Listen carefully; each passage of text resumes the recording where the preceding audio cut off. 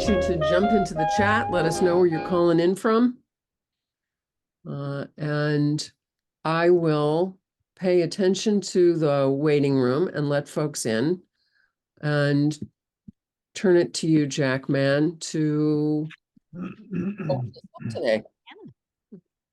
Well, welcome everybody to Ideas That Matter. This is sort of, an iteration of the Summer Institute, which, went on for 35 years. But when the pandemic came, we couldn't do that live anymore. So we were trying to figure out how could we make good ideas available anyway. So Ideas That Matter invented itself. And it's from time to time with really good stuff that we think is useful for people. It's co-sponsored by Inclusion Press and the Marcia Forest Center and is free to the world, which is a good thing. So welcome to Ideas That Matter. If you go to our webpage, inclusion.com, you'll find a link right at the top for the Ideas That Matter hub. And there you'll find links to some of the previous sessions, including an earlier one by Gabby. But by popular demand, Gabby's back. So over to you, Linda. Thank you, Jack. And I'd like to invite people into just short centering practice. And our intention with this practice is just to bring ourselves fully present, tune into ourselves, and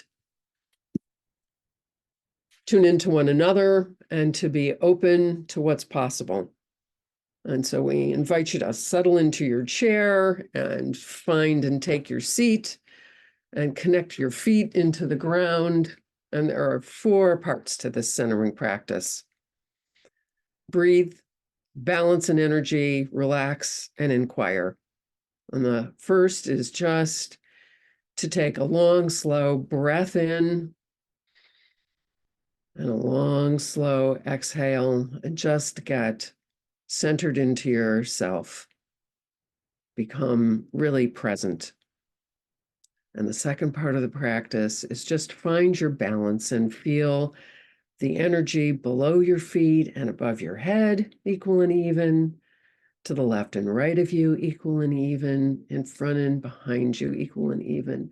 And just even in this Zoom space, extend your energy through your fingertips and just reach out to all the corners of the space you're in and reach your energy out to include the folks you're with today. Just connect energetically to one another. And the third is to relax, raise your shoulders and relax them, relax your jaw. And the fourth part is to inquire. What would it be like to have a little more ease in your body? Or to think about another quality. Maybe for you, what would it be like to have a little more stretch or courage just to try something new? So we invite you to be open to what's possible and just be with us here for the next couple of hours. And we have a tradition that begins with a poem. And Jack, I invite you to share that. And I just have to say, as we'll come back and I'll do a very brief introduction of Gabby. Today's poem is by Michael Glazer. It's called Gathering at the Table. Here at this table, where intuition sits proudly beside logic, and scientific analysis has loosened its grip on rigid exclusivity, here where excitement of the unknown replaces fear, as if at a dinner party, where we know that whatever is served will warm its way into a paradigm that prefers questions more than answers that presume. Here is where the mathematics of ideas does not deny the interior of our lives. Here at this table, we toast each other. What is and what might be.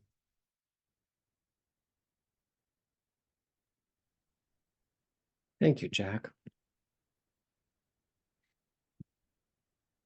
Gabby is going to tell you a little bit about her history, and I only want to say briefly, it is just our pleasure to have you back again, Gabby. And I fell in love with you from the very beginning when Caitlin Childs from Georgia brought her buddy Gabby to a Toronto Summer Institute event. You have not lost any of the energy and exuberance that you had, and I have now just come to know you as well as my girlfriend.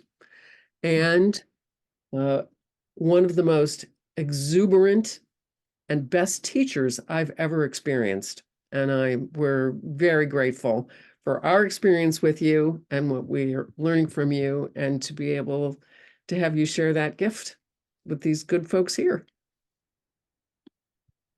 I'll pass it to you, Gabby, to give us a little bit about your story and then help us play.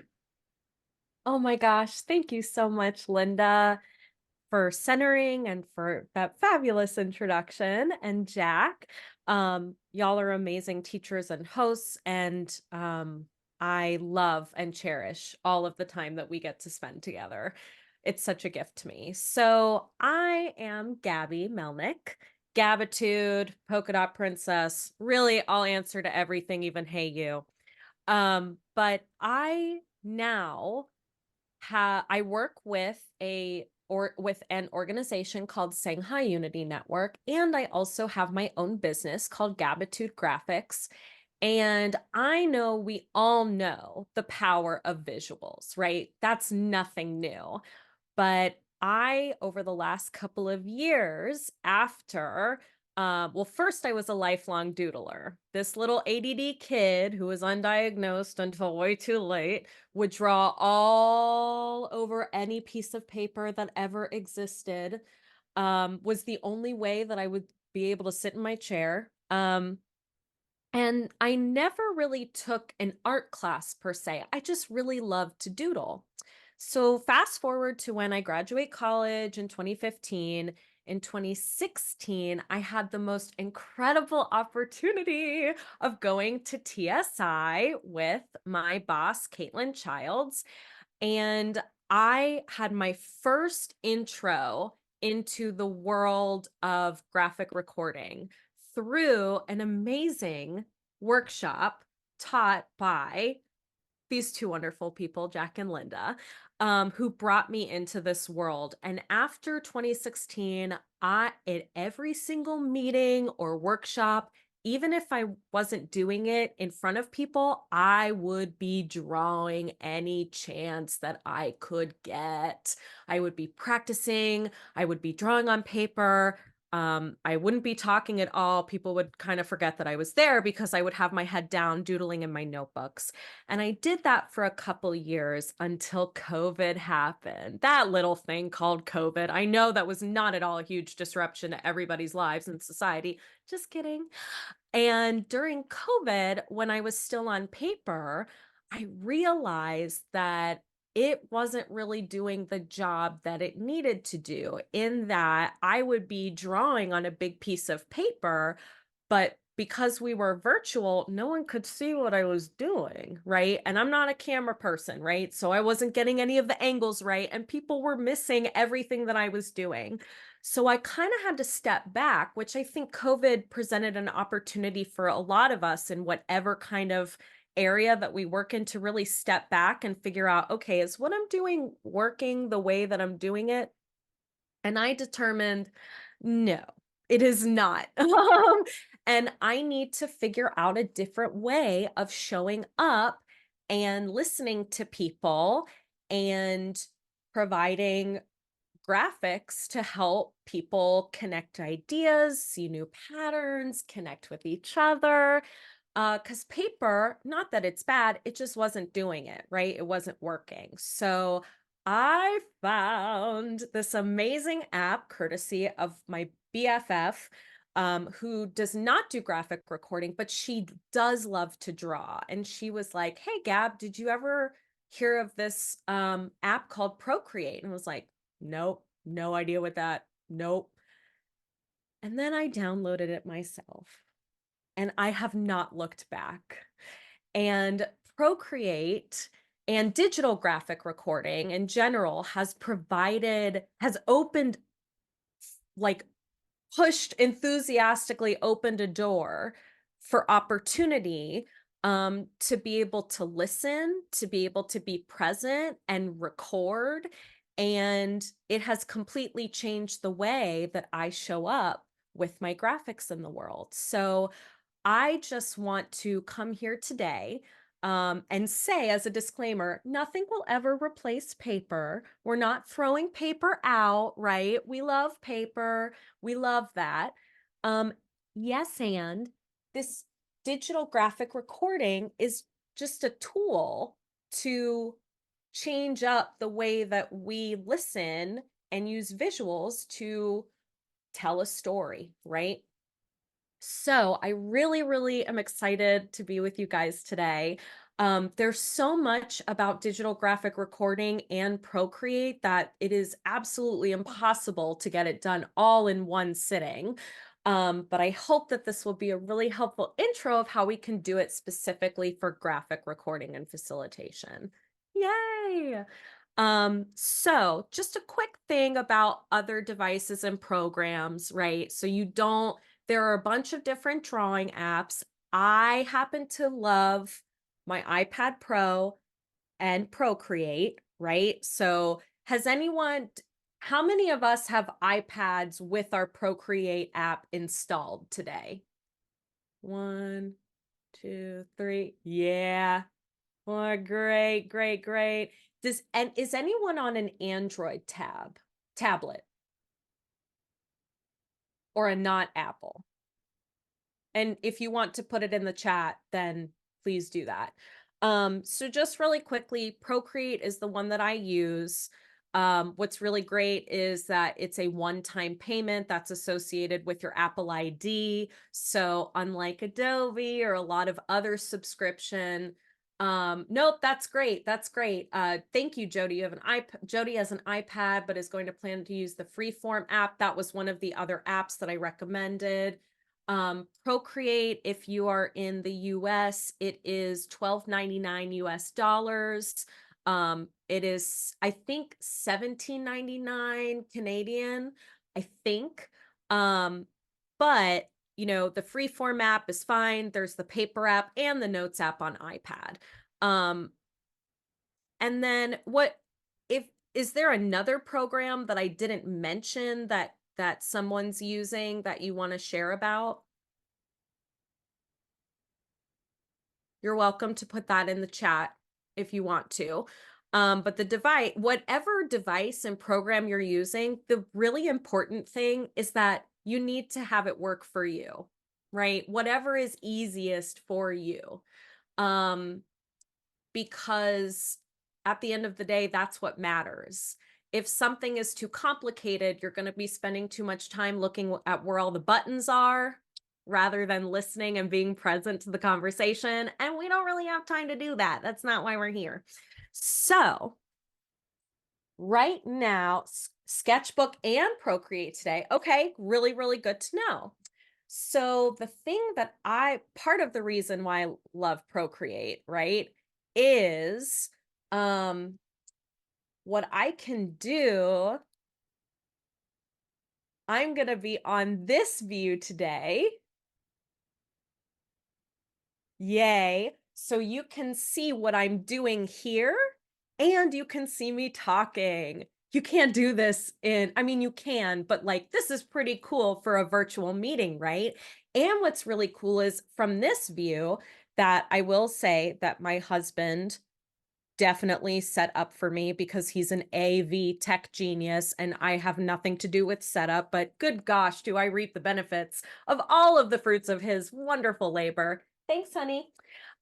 Is that I'm not even sharing my screen right now. So this is just a part.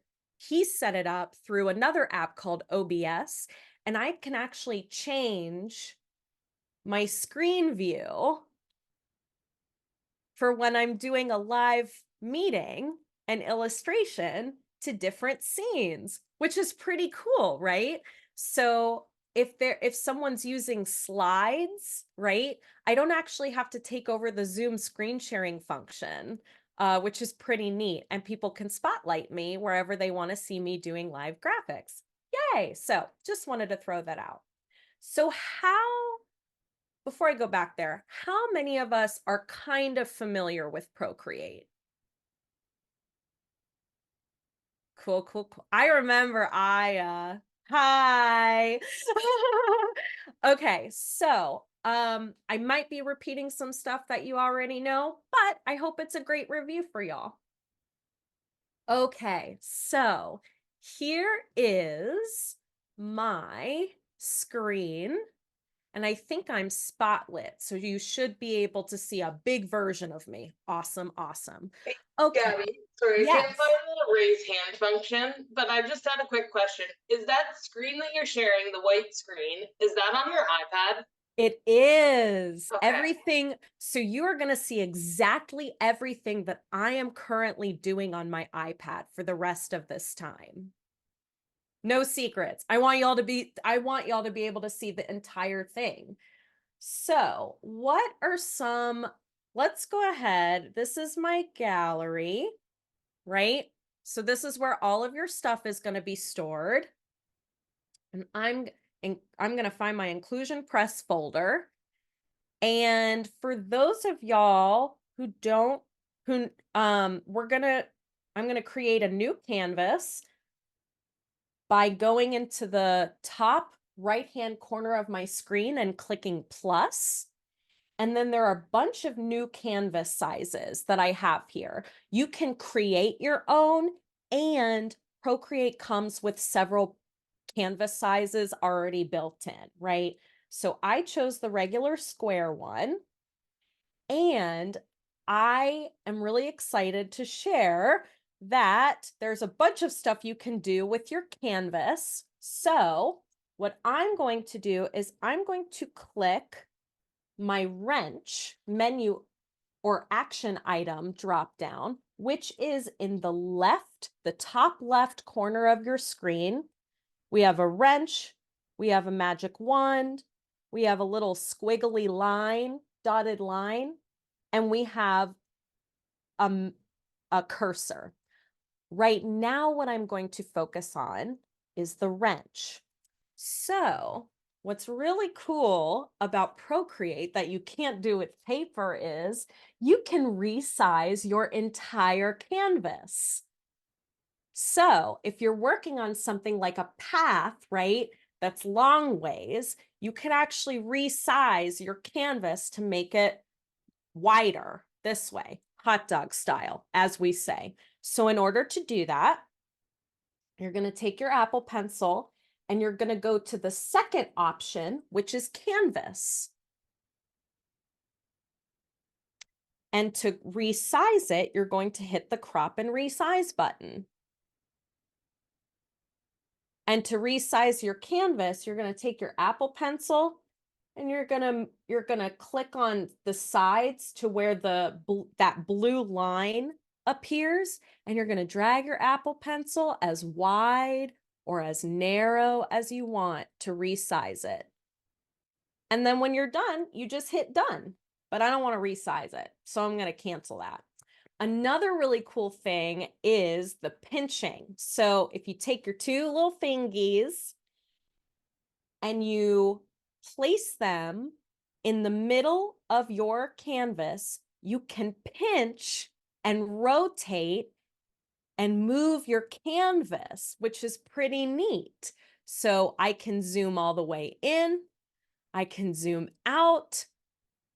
So you can see both me and the canvas, which is pretty cool, but that's pretty nifty. Another important thing about your canvas is, so if we look to the right-hand side, the top right, there's a brush, a smudge, an eraser, which we will talk about in a moment, right? But there's also, if you go to the right of the eraser, there are these two, what I call graham crackers, not the technical term, but way more fun. These represent your layers, and you draw, and if, for those who are maybe familiar with Adobe, your layers are what you draw on, okay? So what's also really cool about Procreate that you can't do on paper, if you look on the left-hand side of your screen, well, it's on my left, it may be on your right, but there are these two levers. Do we see the two kind of toggles that go, the sliders? Great. So the first one on top controls the size of your brush and the thickness. Pretty cool. And then on the bottom, this one controls the opacity, so the transparency of the brush. Pretty neat. And what you don't have on paper is an undo button, which can get very addicting because you can't undo in real life and you're just sitting there making your O a lot worse, and then it looks like a donut and then there's nothing you got to do and you got to move on. Like, oh, that's so stressful. But there are undo and redo buttons below the opacity. So that's pretty cool. Now, what if I'm going back to my wrench, there are a couple things that you can do with your canvas, right? So you can insert files, photos, you can take a photo that will then import itself into your Procreate canvas. My favorite thing is you can also add text. And why is adding text is really cool because let's say you're in a meeting and you're doing this live, you can actually type out your words and then go back and add graphics later, right? But so if you use this for a note taking, that is a big thing. And what's really cool is I have spent time making my own fonts from my own handwriting, which is a whole lesson in and of itself, using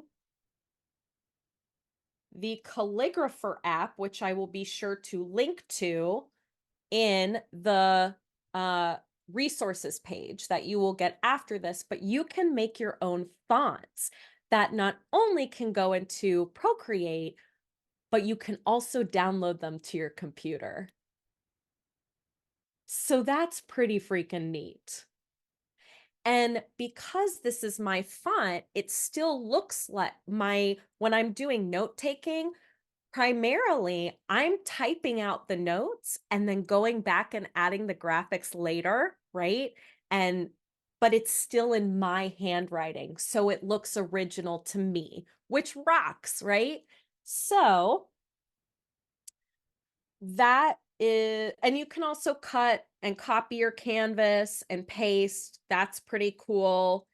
So other things that are really that are pretty important are crop and resize. There's also on the canvas, in the canvas section in the actions drop down, you can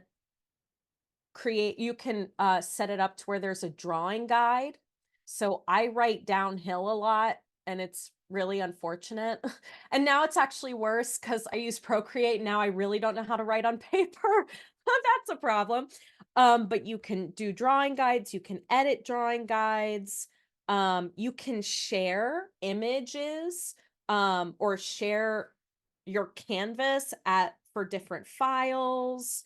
You can also have a time-lapse recording of a graphic that you can do. And if you upload it into like a regular video editing software, you can edit the speed and those things, which is not my special gift, but it is somebody else's special gift, and that rocks for them. But if you want to give somebody like a quick time-lapse video rendering of what you did for them to edit, that's also possible. So, any questions so far? Cool, cool, cool. What else can we do here? My favorite, or one of my favorite parts, is playing with brushes. I have way too much fun playing with brushes. So when you buy Procreate, there are, I mean, like, however many this is, what, 15, 20 preloaded brush sets that come already loaded in Procreate. But what's also really cool that I get really excited about is you can import other brushes that other artists have made into your Procreate brush sets.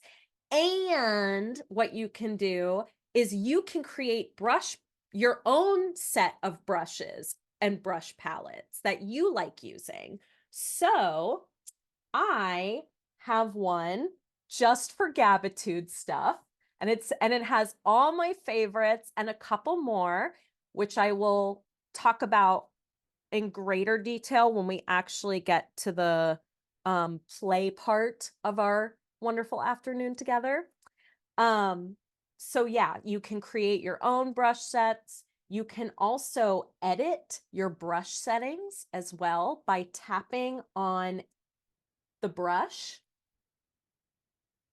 and you can edit like the thickness, how the brush and the Apple Pencil respond to the pressure. So yeah, that's pretty cool. And not only can you pick the brushes that you draw with, but you can also pick the brushes that you smudge and you blend with and you erase with, which is pretty neat. So maybe I'll use one brush for drawing, but maybe I'll use a different brush for blending the two things together. So whenever you select a brush, you know it's selected because it highlights in blue. And that's pretty standard on Procreate. Whenever you've selected something, it's usually highlighted in blue. So we have our brush drawing library, our smudgies, which I love, our blending tools, and we have our eraser. So you can also erase in a different brush kind of texture as well. Okay, so my other favorite, okay, well, I should stop saying that, even though I won't, because all of my favorite parts of Procreate are the best parts. But next we have the big thing is our color wheel, and there are a bunch of cool things about the color wheel. I can't wait to show you. So I'm actually gonna move myself to this side. Yay. All right, so our color wheel.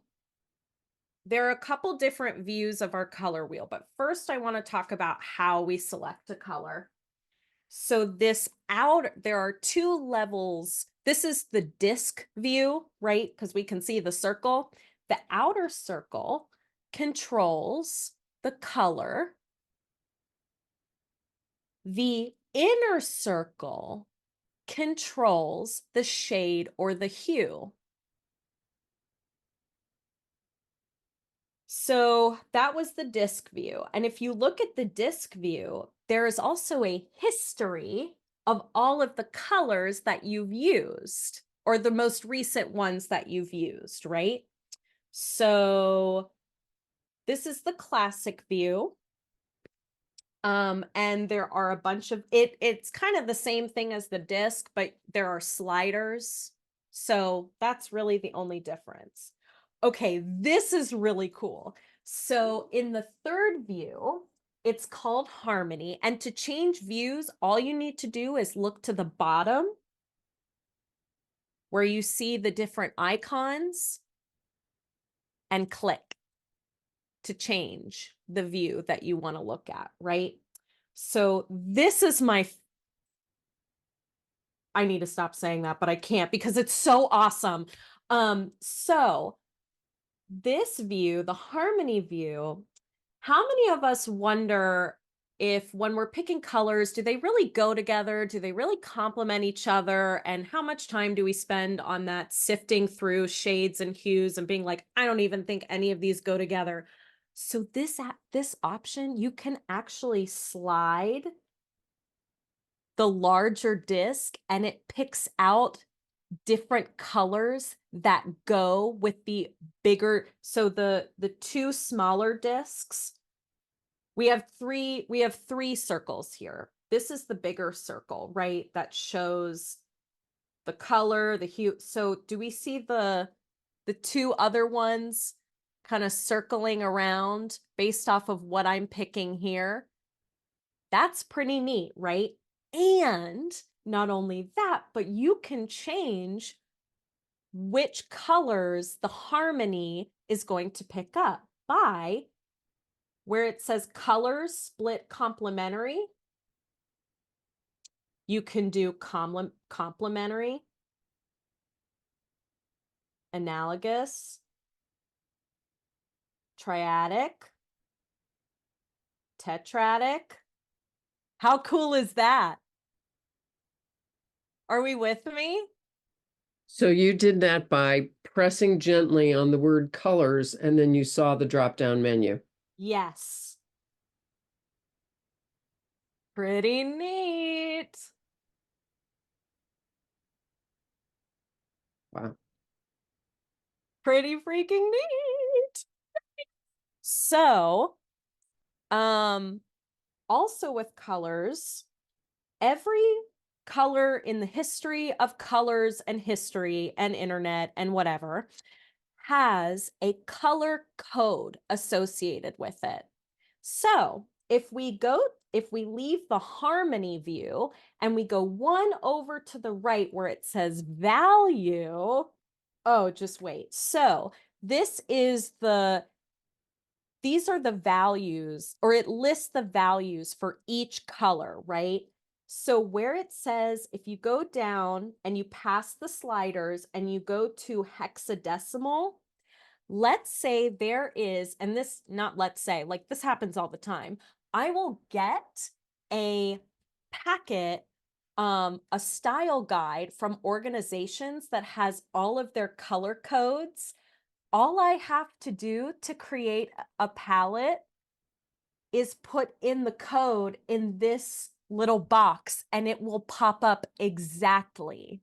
So if I'm doing a graphic, or when I'm doing a graphic for an organization with the style guide, I don't have to spend time picking out the palette. They'll give it to me and I just have to put it in Procreate. Ah, gosh, what a life.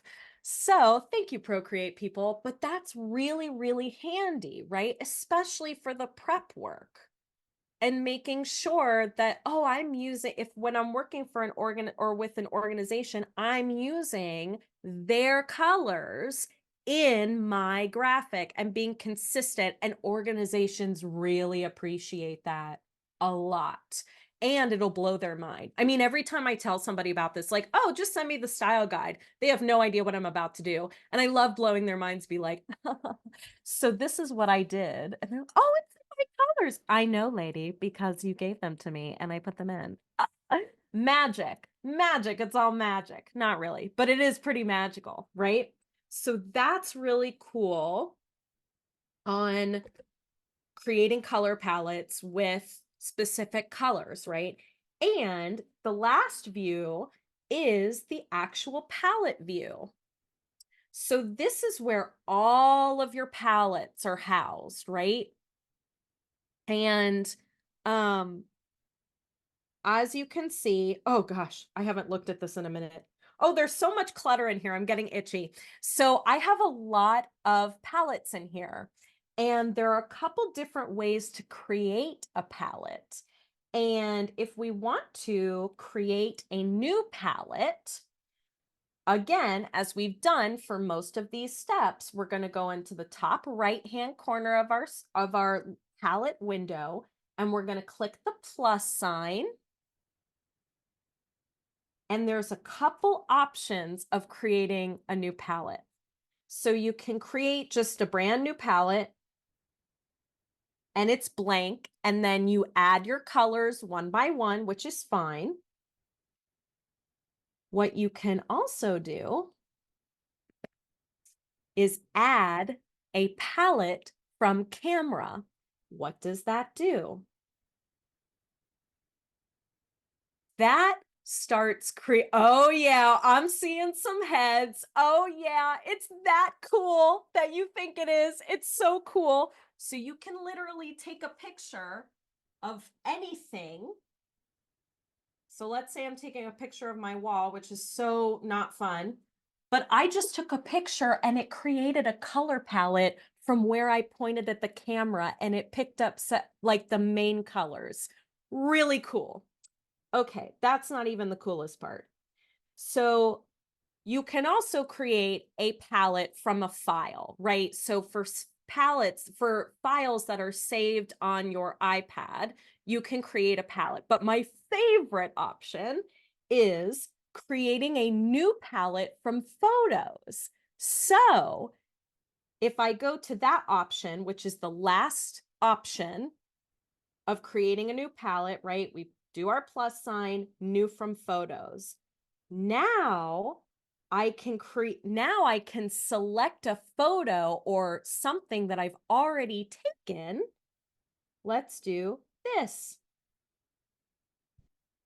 And it pops up the palette. Procreate picks up on the main colors in the photo that I imported from my Photos app into this palette and created a new one. Boom, baby, mic drop. So that is pretty awesome, yeah? What do we think so far? We got any questions?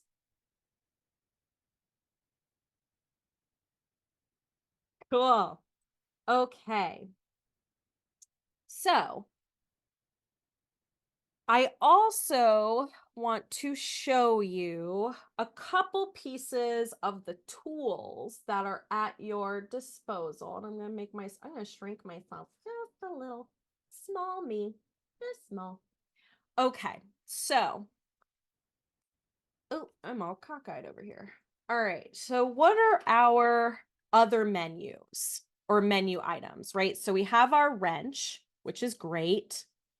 And before we move on from the wrench, I will say if you go 1, 2, 3, 4, 5 options over, this is your preferences section. So in a meeting, you know how right now I have it on what I call teacher mode, because you can see all of the ugliness, like me opening the layers, adding text, blah, blah, blah. What you can also do is if you go to preferences and you go 1, 2, 3, 4 options down to where it says project canvas, you then switch the view that you are projecting to where people can only see the final stuff that is on your canvas. So if I were in a meeting, I do not keep it on this view because I want to keep my secrets close, okay? We can't reveal the magic until later, right? I want to keep my magic to myself. And people don't need to, when I'm in a meeting and I'm resizing and doing all this stuff, that's so distracting. And really, I don't want the participants to be distracted by all of that moving around and selecting stuff and blah. I can just turn this on. And right now, I'm actually opening up a lot of menu items and you can't even see it. I'm opening layers right now. I'm changing my color. You can't see any of it. So that's pretty neat. But because we're all learning together, we're going to go ahead and keep that projecting off so you can see everything that I'm doing, because I want y'all to see the magic. This is the magic group. We got to see it all. Okay, so back to the other menu options. If you click on the magic wand, which is 1 over from the wrench, these are your adjustments, right? So if we're familiar with photo editing, especially on like a MacBook and our Photos app, this is where you're going to find a lot of the similar stuff. So there are blurring tools, there's a color balance, you can change the sharpen, how sharp an image is. You can play around with that. It's pretty cool. I also want to highlight the selecting tool. So if you go another over from the magic wand, we see that squiggly line. That's how you cut. That's your cutting tool, excuse me. So that's how you cut different parts of your images. And actually, I'll leave that there for now. What's really important, another really important, and the final kind of drop down is your selecting tool, which is the cursor.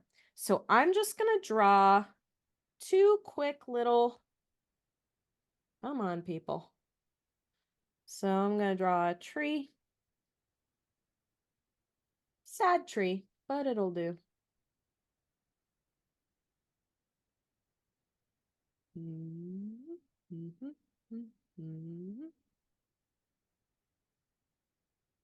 And then maybe I'll draw, actually, let's leave that. So what you can do is manipulate your images, right?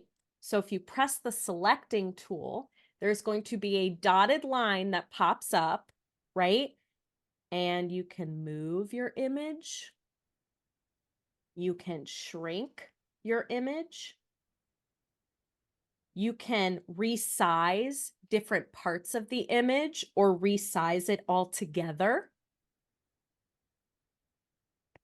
This is Jack's favorite tool. There's also a warping function. So if you want to get a little weird and wiggly with it, right? You can also warp different parts of the object and move them. My favorite is, if I'm on uniform, is you can also like flip horizontally, right? Flip vertically, blah, blah, blah. What you can also do that I love is there's this, do we see on the bottom where it says snapping? So I love the snapping tool. Why? Because you can resize it and move it, and it will snap in place based on other objects that are surrounding it. Right now, there's nothing on here but a tree.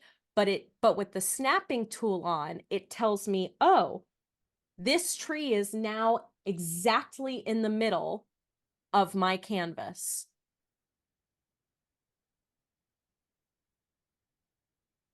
Now, I mean, I don't have anything else on here, so it's not as impressive as it could be. But when you have other objects, so let's say I have another boop, boop, ooh, smiley face. So this now is snapping in relation to where the tree is. And you can also adjust the snapping settings. So that's really helpful when you have multiple things on a page and you want them to all be in line in relation with each other and have equal spacing. That's really helpful.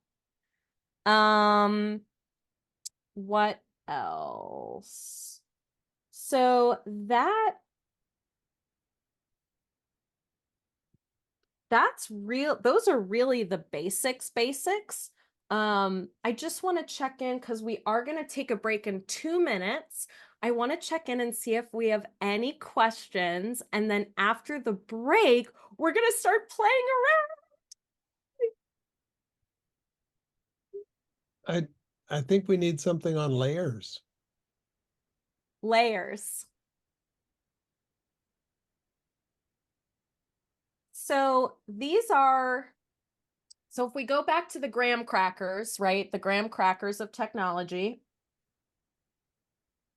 These are your layers. So I'm going to draw a little happy face. And there are a bunch of things that you can do with layers, right? That could probably take up an entire lesson on its own. So layers are, like I said earlier, are the parts that you are drawing on, right? So I try to have one image per layer because I can move them on my own. And I don't want to get too deep into this because I will go off on a tangent, a very long-winded tangent, but really cool and really quickly, you can do a bunch of things to layers. So if you swipe left on a layer, you can duplicate it, and it duplicates the same layer as below it. You can also, if you see, if we're looking at my screen, see where it says layer 1? There's this little N right beside it. And when I click that little N right here, a little drop-down menu pops up. And this is cool because I can change the opacity of a layer, just like I can change the opacity on an entire layer, just like I can with changing the opacity and the transparency on a brush. You can do a lot more to that. You can rename your layer, you can copy it, you can fill layer. And to get this menu item or this menu pop up, all you do is just click on the layer. See how that works? So it is 1:50. We're going to take, I think, a 10-minute break. So take care of yourselves, and then we'll be back right at 2 o'clock with some actual playtime together, where we're gonna. So I will see all you lovely people at 2 o'clock on the dot. Thank you, Gabby. Hmm. I'm going to spotlight you, Gabby, so you can guide us in our next mischief. Yay! Welcome back, all. Hi, lovely people. Okay, are we ready to get into some fun playtime? I'm Yeah. not excited at all. Can't you tell? Okay. So let's go ahead and take our Apple Pencil, and we're going to create a brand new canvas. And to create a brand new canvas, we're going to look at our gallery, and we're going to add a plus, and we're going to click on the plus, and you can pick whatever. I would either do screen size or square, whichever. Those two I think would be the best bet, right? So on the first layer, we're going to draw our page divider, if you will, or our canvas divider. So that's on layer 1. How are we doing?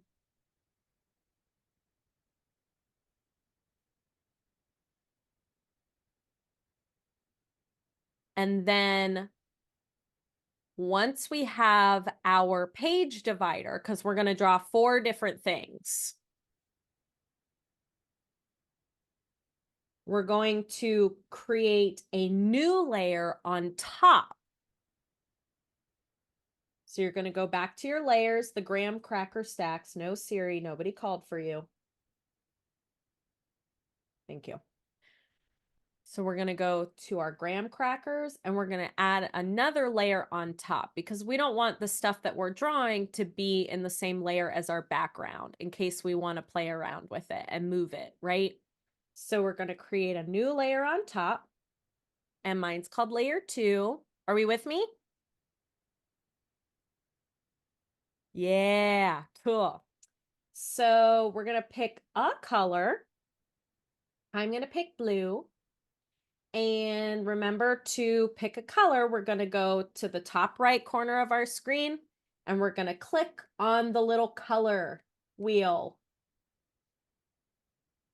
And then we're going to move the outside circle to pick which color we want. And then the inside, quick review, is the hue or the shade or the tone of that color. So I'm going to pick, this is my favorite blue. It's the same blue in my logo on my dress. I love drawing with it. And let's focus in on the top left quadrant of our canvas, and we're going to draw some people. Yeah? So as we know, when we do this on paper, right? There are a couple different ways to draw people. Some of the brushes that I like to use.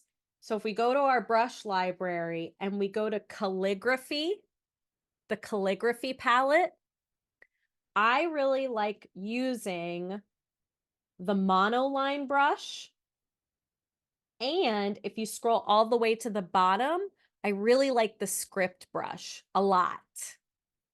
So pick a brush and we're going to draw different people.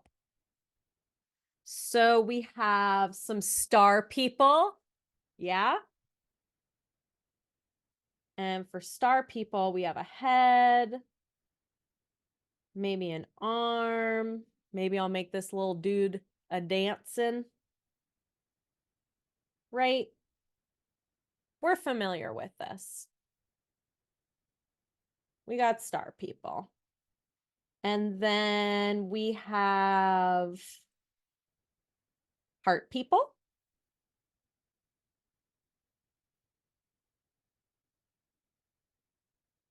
So for heart people, draw the head and the little heart as the body and some legs. Maybe like, yay, I'm so excited. And see why we want things in different layers? Because I drew these two in the same layer, and now when I move them, they're together. So I move them all at once. Normally, if I were doing this and I were drawing two separate things, I would go back to my layers and I would add a new one on top. And then I draw my little heart person here. But because I don't really care what any of them look like and we're just practicing, I'm just going to draw them all in the same layer and be done with it. So we have heart people. And then after doing this and experimenting, Linda, I have a very specific kind of people that I draw, and Linda aptly named them swooshers. So what are swooshers? So this is a swoosher. So I got a head, and I don't really draw people with bodies unless I need to, right? Sometimes. So for a swoosher, I got a head and maybe an arm and another arm, and that's a swoosher. It's just enough to show action of what that person is doing without it being complicated. Because as we know, graphics, this is not about perfection. This is not about Picasso's greatest work or better than Picasso, whoever, we are just drawing enough to communicate a thing or an expression. So I love my swooshers because you can add like little eyes. But that's enough. You know that that person's happy and is gesturing towards someone. You don't need anything else. It's fine, right? So let's say I want to draw somebody who might use a cane. I got the head,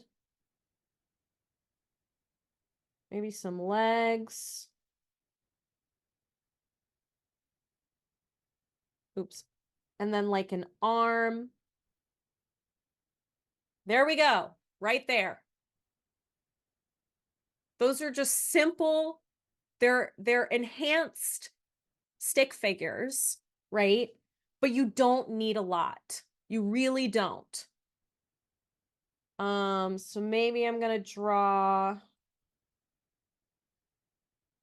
somebody who uses a chair. So, and it took me a long time to really not perfect, because there is no such thing as perfect, but really get in the practice of drawing different chairs, right? So maybe somebody uses a power chair. And we have like the thing here, the headrest with the armrest and maybe like a little button or a navigation stick. And then we have the big wheel in the back, small wheel in the front, legs, eyes, expression. Done. That's all you need. That's it. Pretty cool.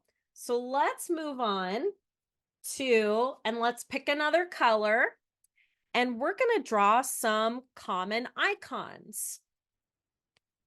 And for this time, we're going to pick a different color, and we're going to pick a different brush.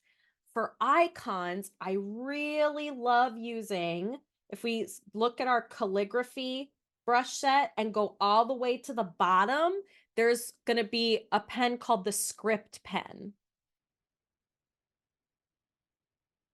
So we're going to pick a different color, and I'm going to pick yellow. And then before we start drawing, I want us to go back to our graham crackers. And I want us to create a new layer on top for this second quadrant. With me? Cool.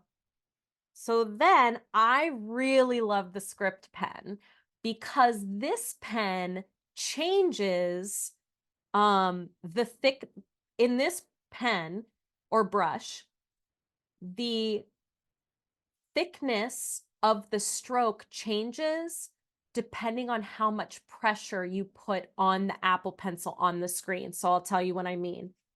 So let's draw a light bulb, right? Because that's a big icon that people use for ideas, for growth, for a lot of different things. So do we see the difference in the thickness and the shape of the stroke depending on how much pressure we put on it? So that was one stroke.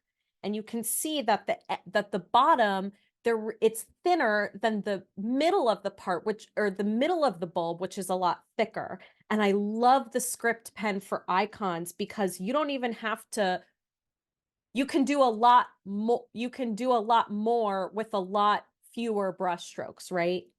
So here's the bottom of the light bulb. Really simple.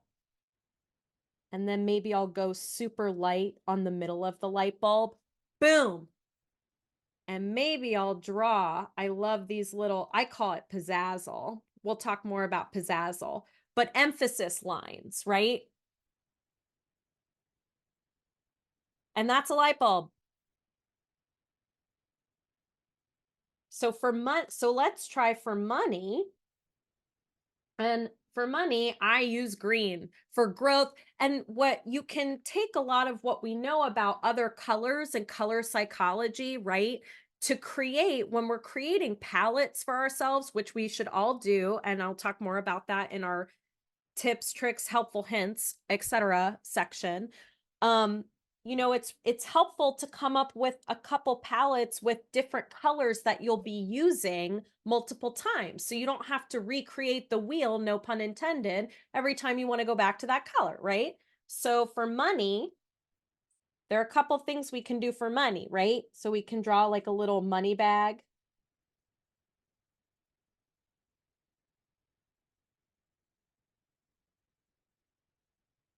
We can draw some dollars.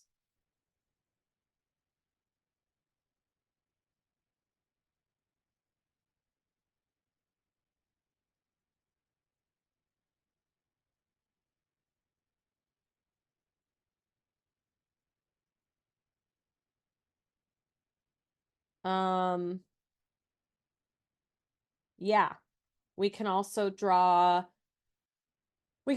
houses, right?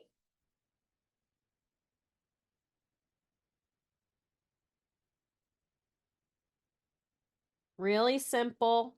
But I love with the script pen, you can decide what thickness you want your lines and brush strokes to be as you're doing it, right? Because yeah, you have the little lever and that's awesome. But even while, you know, changing the lever, even in your brush stroke,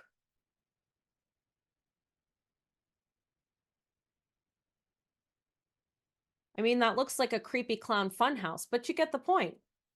I wouldn't want to live there. I would be a little nervous. But yeah, so now what we're going to do is we're going to draw some containers. So those are containers, meaning thought bubbles, comment bubbles, stuff like that. And I like doing containers. I like using both the monoline pen or brush and the script pen.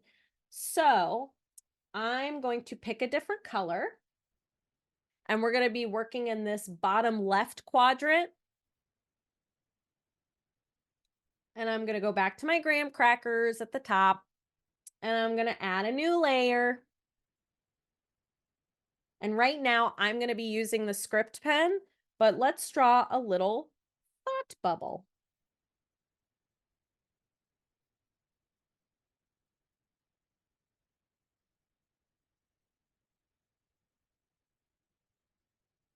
Pretty neat.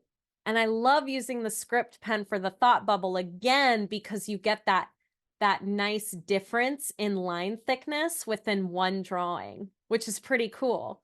So you may not have to add anything to it because that looks like it has movement already.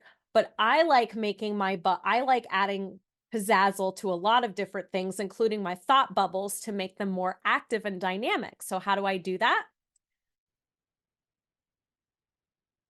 My little pizzazzle emphasis lines. So now I have a thought bubble and it looks way more exciting. And you can do the same with comment bubbles, right? So let's say we draw a circular comment bubble.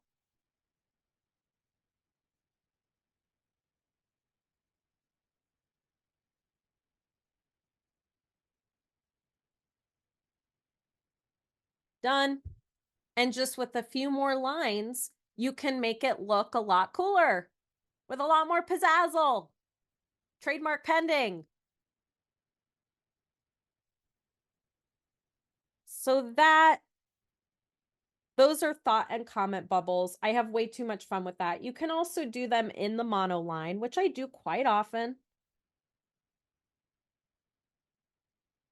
But these are way more fun. I'm starting to lean more into the script pen, if anything. Okay, so then it's time. I've been teasing for the last 10 minutes. Now it's time for pizzazzle. So pizzazzle to me could be, that includes bullets and numbering. So let's do so if we're making lists, right? So let's pick a different color. And we're going to create a new layer for our pizzazzle. And I'm going to do my pizzazzle in orange. And I'm going to go to this bottom right little quadrant over here. So we have arrows. And I'm going to go back to my script pen because I really love doing pizzazzle with my script pen. So we can do arrows, stars,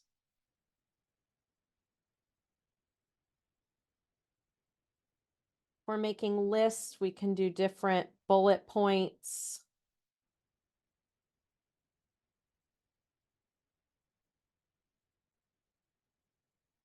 I also love to do, I just switched pen or brushes, but I also love to do for pizzazzle, like I showed y'all earlier, my little emphasis lines, like the star is jumping out on your screen.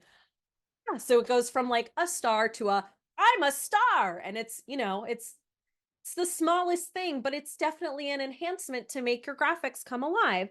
And then what I also love doing for connecting ideas, yeah, there are arrows, but I really love dotted lines. So I love dotted lines so much. So let's say this is like a dotted line. Then what I can do is I can go back and I can actually select my eraser instead of just dot, dot, dot, dot. Boo, who wants to do that? Because then I'll be freaking out like, oh, is this one the same length and thickness? And blah, blah, blah. We don't have time for that crap. All I need to do to make a dotted line is I go to my eraser and I make sure that I'm erasing with the same pen that I'm drawing with. And I just go back and I make lines. And now there's an amazing dotted line here, and I didn't have to do all the measuring, and not everything is even. It's great. And then maybe I'll even add little embellishments. So right now, what we're going to do is, if you've taken a Maps and Paths course before, you will know about the joy doodle. So we're going to practice some doodling on our own for a couple minutes, right?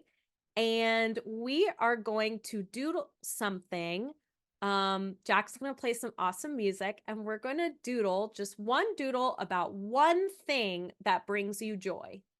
One thing in your life that fills you with joy and happiness and really rocks your world and makes your heart sing. And then at the end, we're going to do a cool gallery tour and show all of each other what we made in our joy doodle.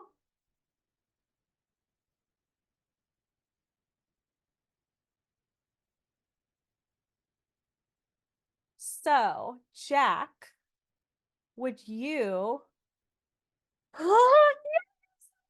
Jody? Would you, Jack, be our music man and play some music? And we're gonna do this for about 5 minutes, and then we're gonna do a gallery tour. Doodle away, my darlings, doodle away.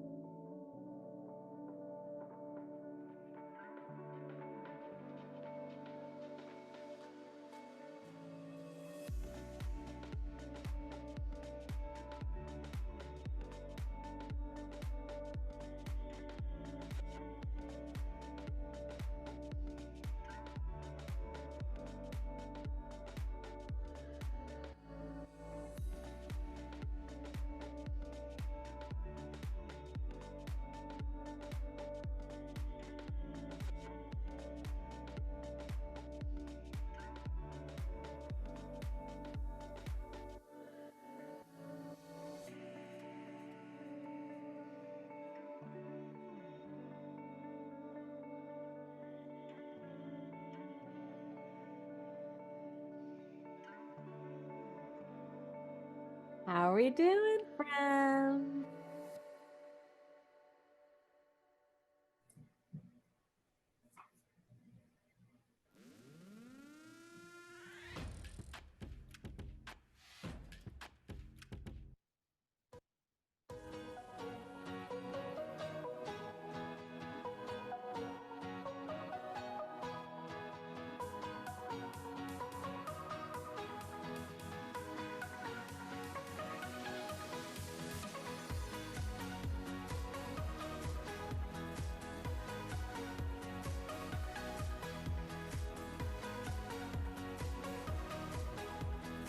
All right, we're gonna take one more minute and wrap up our drawings, and then we're gonna show them.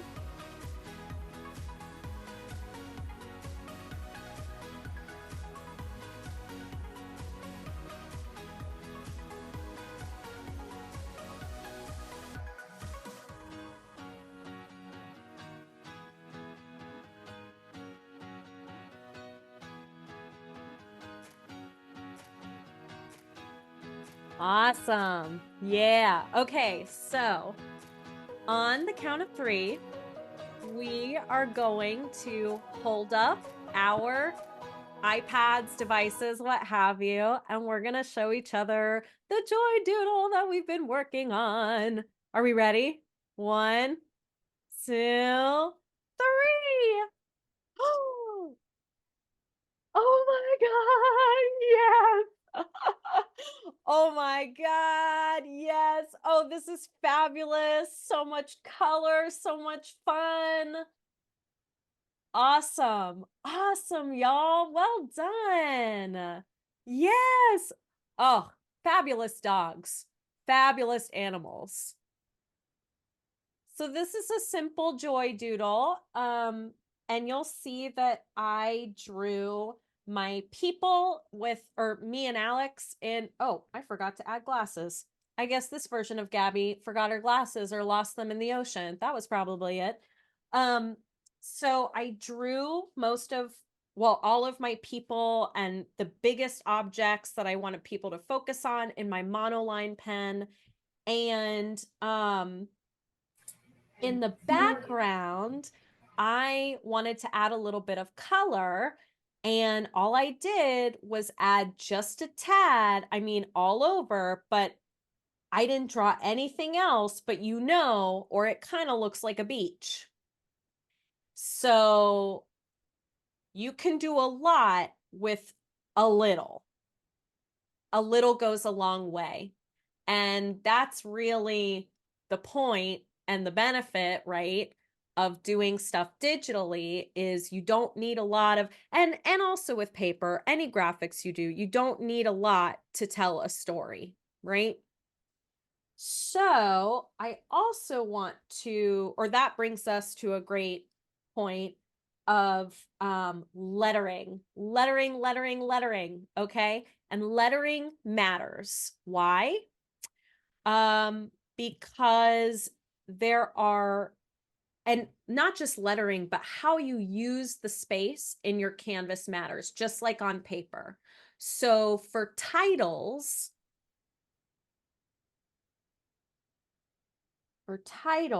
I like using the brush pen.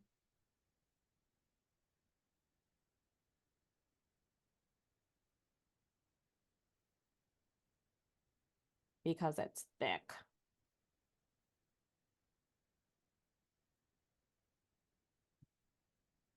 Right? So you should, if you're not using your font and you're drawing, and even if you are using your font, but if you're gonna write on your graphic using brushes, titles, headings, and your regular body text should all kind of be different brushes, or at least different sizes, so people know kind of what the larger themes are and the main ideas, different from your titles, different from your everyday text that for like an everyday text or like an body text, I would use maybe like a monoline brush because it's thinner, right? And it's generally smaller than some of these other brushes. So yeah, that matters. And just like with paper to when you are drawing, you want to make sure that the major objects and lettering that you're doing are in colors that people can read. I wish I could underline that in real time. The same thing applies, right? So do not pick a light blue for a text because people are not going to be able to see it. And then what are we all doing here? Existentially and literally. Exactly. So that's really important. For shading, I love doing shading because just a little bit of shading, like we saw in the beach doodle, my joy doodle, shading can go a long way with an image. And for shading, I really like, so if you look below the calligraphy set, airbrushing. Oh my gosh. I love the airbrushing brushes. So for shading, I love to do soft brushes. And like, look at this. It's so nice. It's so quiet and subtle, but it adds a lot. Beautiful. I also want to point out, and we're going to go into our different section of helpful tips and tricks and hints for all of you lovely people. So I will be putting together a very robust resource packet that has a lot of the links that I have mentioned today. So how many of us, those of us who have been using paper, how many of us are familiar with Neuland markers?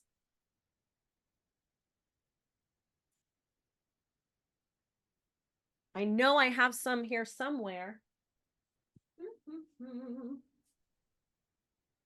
Some that I just put away 2 seconds ago. Aha! So there is a German company called Neuland, and they make products for graphic facilitators all over the world. And you may have seen these kinds of markers before, maybe, and they have different thicknesses. Hello. We can't ruin the outfit, okay? So we had to do that very carefully. So they have different thicknesses. They're water-based. They're really amazing. A lot of different graphic facilitators use these.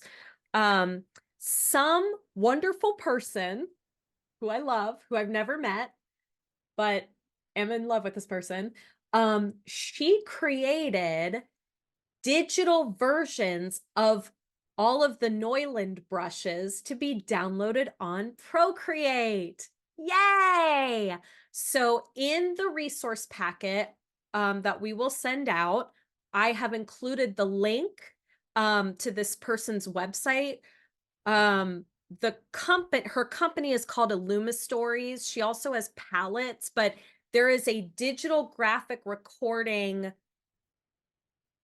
set of her Neuland brushes that she created to be downloaded in Procreate.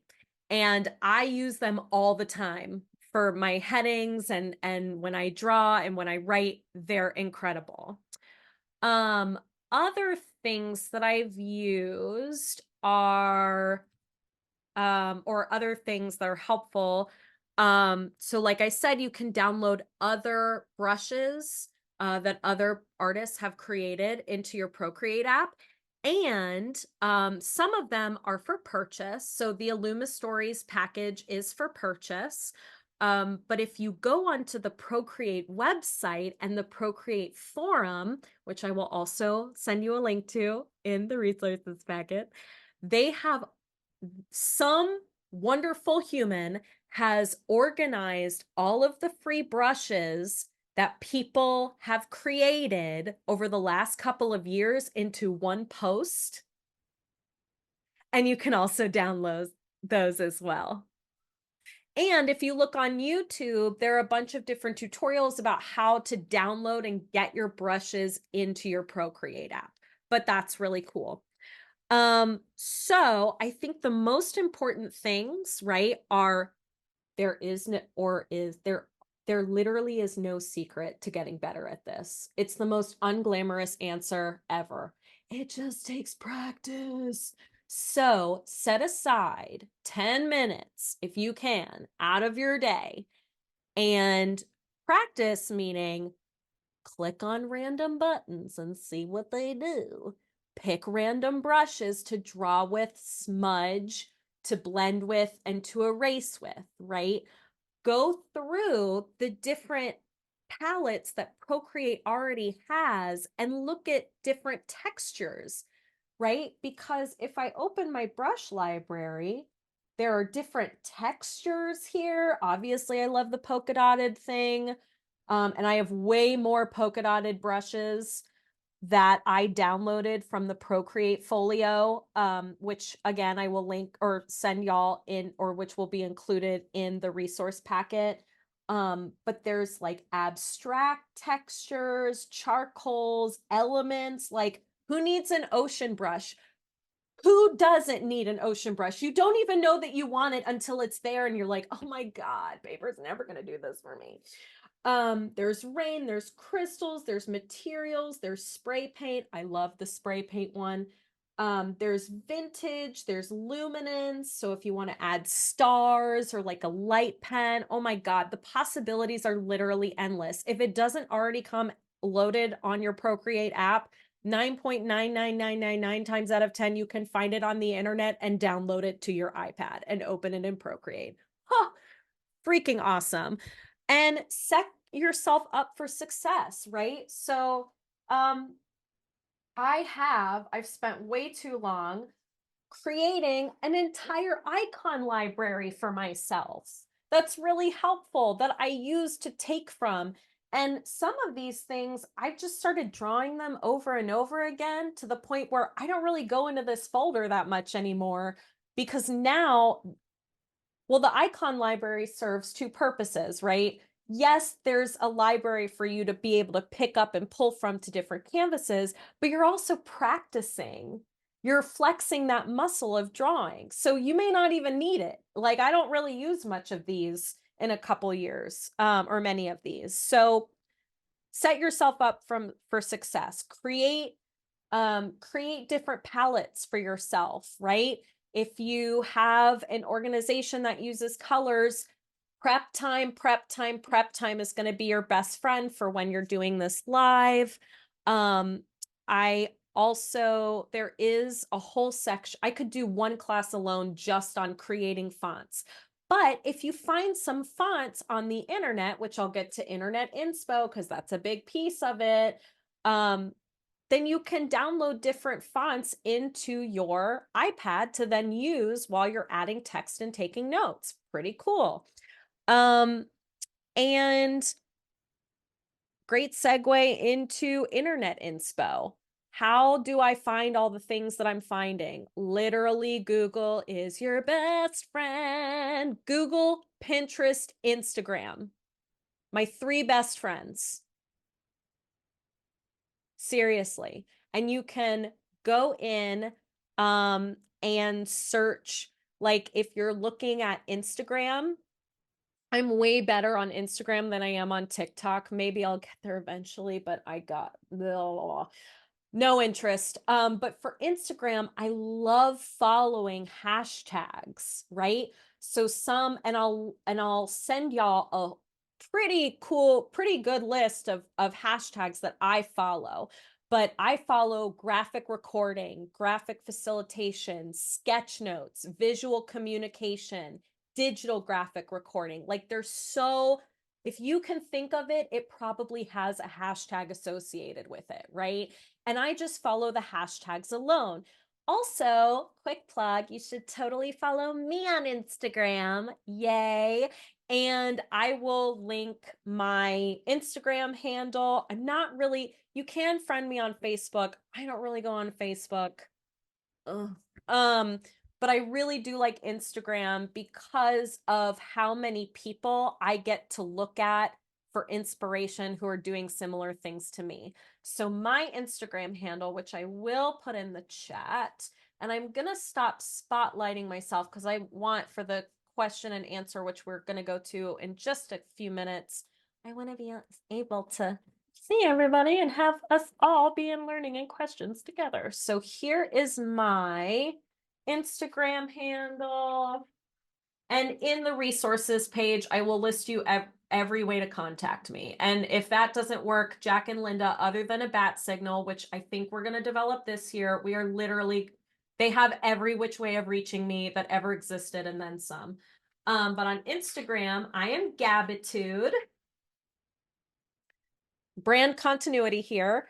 And so yeah, if you're looking on Pinterest, because that's other people's cup of tea, you can look at graphic recording doodles.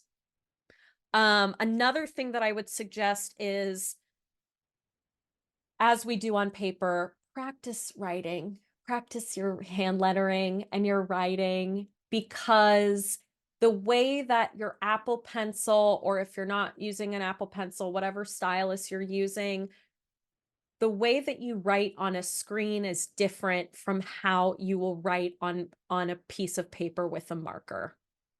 It just is different. And you want to be good at both. And you want to be able to understand the nuances of writing with each method, right? So definitely practice your ABCs. Again, go on Google and Pinterest and Instagram and look at lettering practice sheets, right? That's a free thing that you can probably do or get for free that will go a long way. What else? IG hashtags. And also there are a lot of graphic recorders that have accounts on Instagram that post their work. So I also have put together a list of people that I follow. It is not exhaustive. I follow I had my personal page, Gabitude, and then I realized I don't really have anything to share personally with the world and I don't really care. So I turned it into my business page. And then all the people that I follow are my friends and just a bunch of graphic recorders and facilitators from all over the world. So definitely Instagram. There's also the Procreate website and the Procreate YouTube page. So go on Procreate, look at their tutorials. Probably not as fun as I am and way less stylish, but still really helpful. They can show you, they have quick videos, they have long videos, everything in between, but they're really helpful. And if you go to the Procreate website with their forum, a lot of people usually have the same questions that some of us might have. So you can also have troubleshooting tips. And they have other videos on their actual website. And also follow Procreate on Instagram or whatever app you use. Follow their accounts on YouTube, subscribe to them, follow their accounts on Instagram. There's so much stuff. There are so many tutorials literally at our fingertips. We just need to know how to search and find for them. So it's like 2 minutes early to the next section, but I really want to shut up and I want to hear from y'all about any questions, tips that you want, things that are floating around in our noggin. Just what are y'all thinking?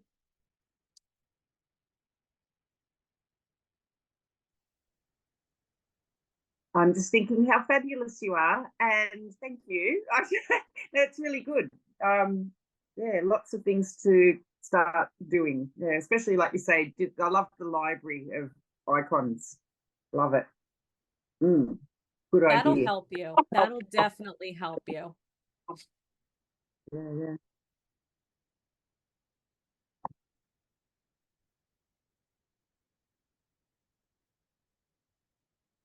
Okay, I have another question. But when I asked with the like, are we seeing what you're drawing on the iPad?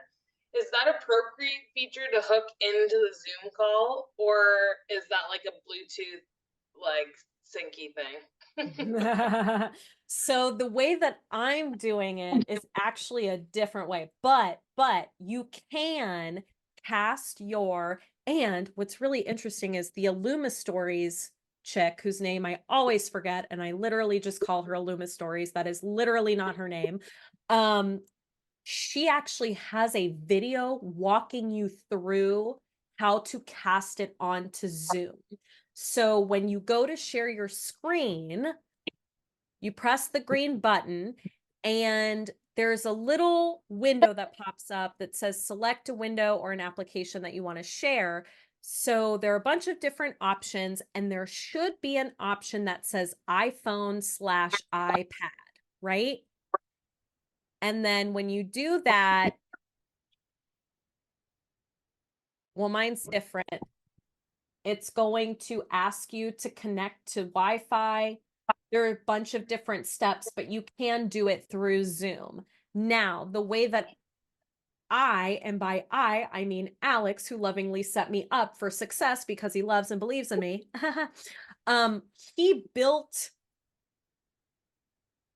He set up my situation. I need new language for this. To where my iPad plugs in to my computer, and I use another app called OBS. And he set it up so when I plug my iPad into my computer, he sets up different scenes or views for me to project my iPad in a way. Now, if I use OBS, I do not have to use the Zoom screen share.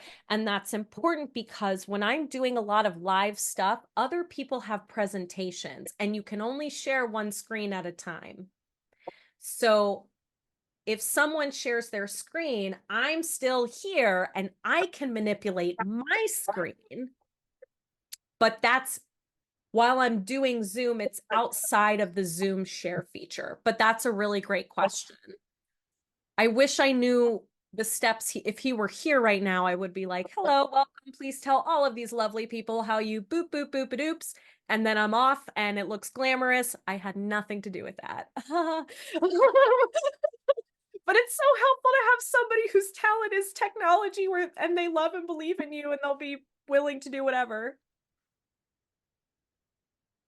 Any other questions kind of about either how to do things on Procreate? Can you do this on Procreate?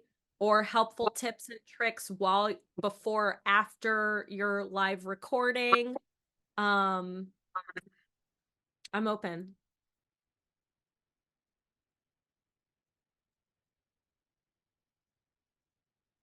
Okay, I have another question. Yes, bring it.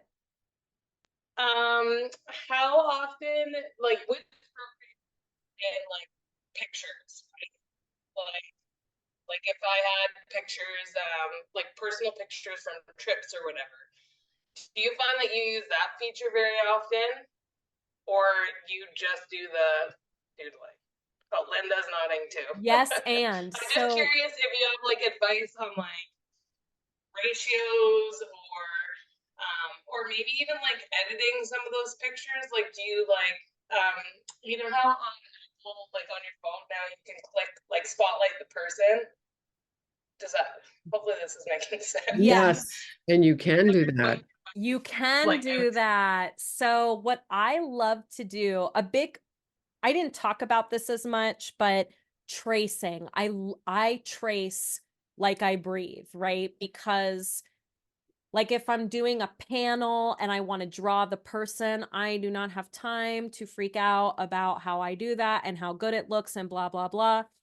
But what you can do, so let's say I want to add a picture that I want to trace.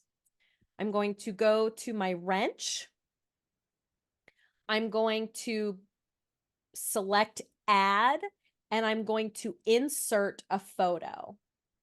So let's say I want to draw this young woman. So now I have her picture in layer 8, right? So if I want to trace over it, what I'm going to do is I'm going to create a new layer on top of that. And remember how I talked about the little N on a layer? on the bottom where it has the picture, I'm going to click my N and I'm going to look for where it says opacity right here, and I'm going to turn it down. And then I'm going to go back to my top layer. And I personally, I do draw a lot of portraits and they're fun. I really like using the script pen for my portraits. And I'm just going to draw, I'll pick black. I'm going to draw over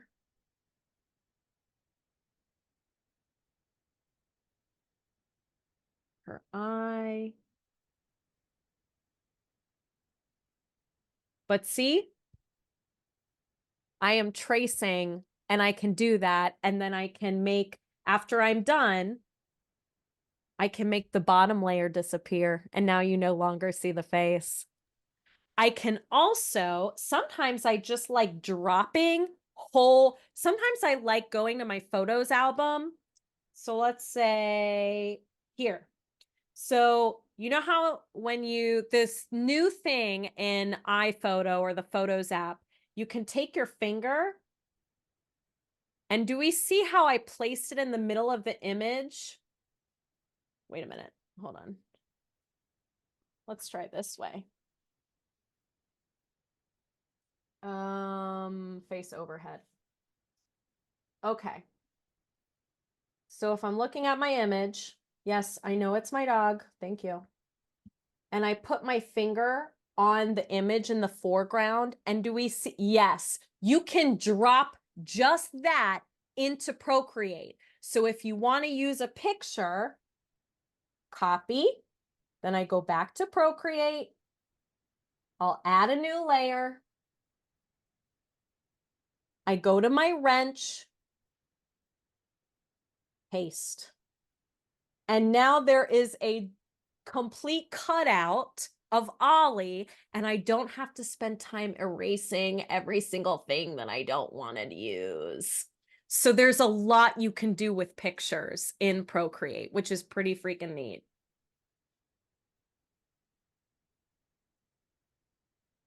And if you want to do a path, which you can, right? So this was a path. This was my first ever path that I did on my iPad, right? So it is possible.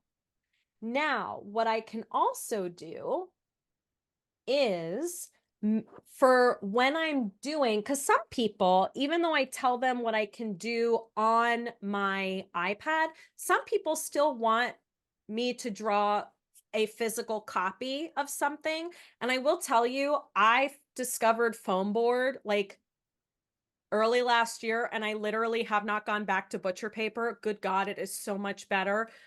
But what I can also do is, so this graphic was done on foam board and I took a picture of it, right? And I imported it into Procreate.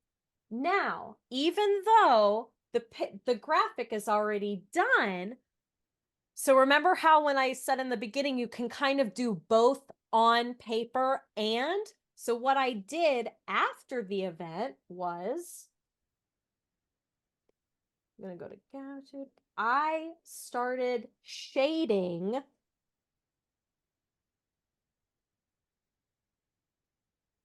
after the fact on this graphic as part of my editing. And right here, I'm just using the soft airbrush with a little bit of blue to just fill in these different containers of content. And I did that here. And maybe I'll do that like a little over here or not. I mean, I did do it, right? So you can also shade and enhance a picture you've already taken. See? which is pretty neat, right? So let's say we're doing, like Jack did, a regular path. We could upload our picture into Procreate, and we could do all of that shading mishigas after the actual path has ended. And then you would just share this image, or what the image of the path with all of the markings that you made on it. And it's a high quality enhanced image, and you've used both paper and Procreate. It's possible. Hey, Gabby, is there a way, like, after that's done, say you did this hybrid, or even if you did it all digitally, but the person wanted like a physical copy at the end, like, do you have recommendations on like how you go about ordering that or printing that, or? Yeah, that's a great question. So I have done that, and I have a really cool spot. It's a local Black owned business in Decatur, and they're very, very nice. And I've been printing all of my stuff with them for several years at this point. But I'll print it on like a nice matte or photocopy, or a photo quality paper, just like a high quality paper. And your whoever you use with printing, they might have some suggestions.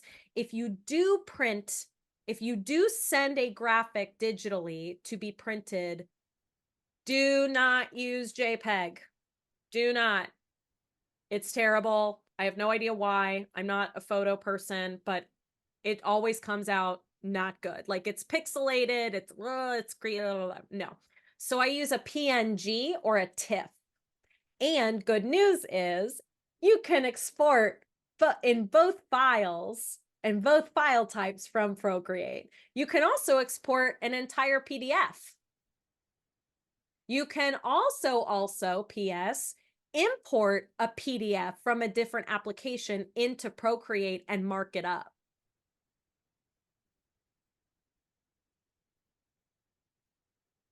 Just saying, it's pretty freaking neat.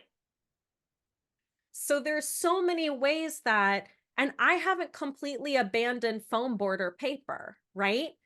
Well, I've pretty much abandoned paper. Like, that's gone.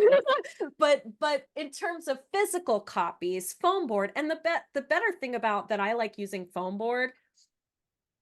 People get really weird about putting stuff on their walls, and I get it. Like, I don't want to, paper is very thin.